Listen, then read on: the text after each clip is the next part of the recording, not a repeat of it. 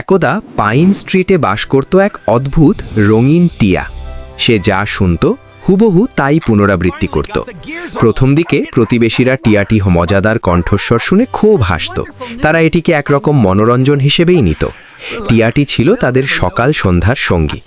কিন্তু শীঘ্রই পরিস্থিতি পাল্টাতে শুরু করল এবং ঝামেলা বাড়ল। যখনই কোনো প্রতিবেশী রাগের মাথায় চেঁচিয়ে কথা বলতো, টিয়াটি সেই রূঢ় কথাগুলো আরও তীব্র স্বরে আরও জোরে পুনরাবৃত্তি করতে শুরু করল। এর ফল হলো ভয়াবহ। প্রতিবেশীরা একে অপরের কথা ভুল বুঝতে লাগল। ছোট ছোট ভুল বোঝাবুঝিগুলো দ্রুত ঝগড়া ও তর্কে পরিণত হলো। পাইন স্ট্রিট ধীরে ধীরে কোলাহলপূর্ণ এবং অসন্তুষ্ট একটি এলাকা হয়ে উঠল।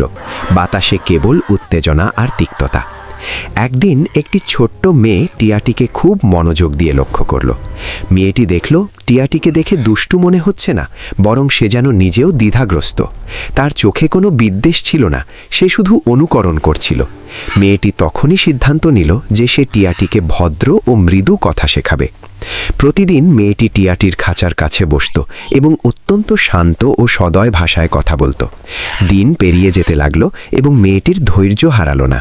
টিয়াটিও ধীরে ধীরে নতুন শব্দগুলো শিখতে শুরু করলো। দয়া করে, দুঃখিত এবং আপনাকে ধন্যবাদ, এই মিষ্টি শব্দগুলো তার কণ্ঠস্বরে জায়গা করে নিল। ধীরে ধীরে সেই ঝগড়াটে রাস্তাটি শান্ত হতে শুরু করল। প্রতিবেশীরা একে অপরের সঙ্গে হাসি মুখে কথা বলতে লাগলো।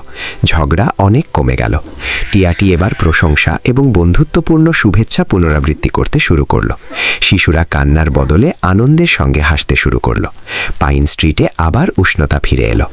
এলাকার মানুষজন বুঝতে পারল যে শব্দের শক্তি কত গভীর।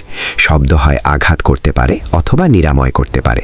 তারা মেয়েটির ধৈর্য এবং এই পরিবর্তনের জন্য তাকে কৃতজ্ঞতা জানালো। টিয়াটি গর্বিত ভঙ্গিতে দানা ঝাপটালো, যেন সেও জানত যে সে একটি বড় সাহায্য করেছে। এরকম গল্প আরও শুনতে চাইলে এখনই সাবস্ক্রাইব করো।